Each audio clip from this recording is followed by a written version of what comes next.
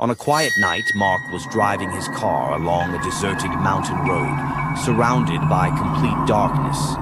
The road was narrow and winding, with no light except for his car's headlights. Suddenly, he spotted someone standing by the side of the road, dressed in white, motioning for him to stop.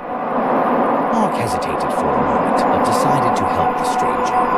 He slowed down and stopped next to him, noticing that the person's face was covered in strange shadows, giving it an unnatural look. Mark rolled down his window and asked if he needed help. The man nodded slowly and pointed to the back seat.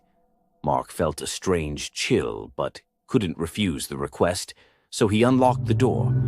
The man climbed in silently.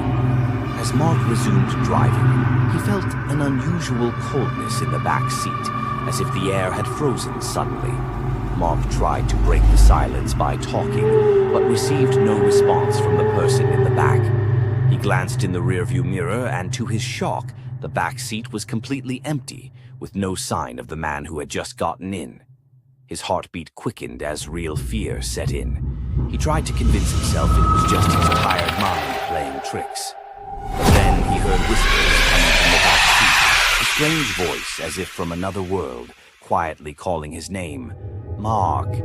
Mark.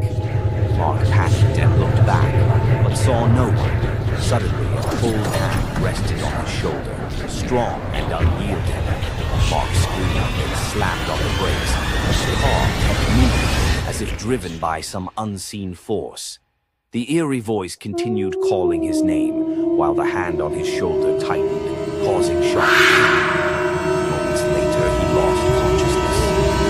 Finally, he found himself in the middle of the road, completely alone, with no trace of the mysterious man or his car.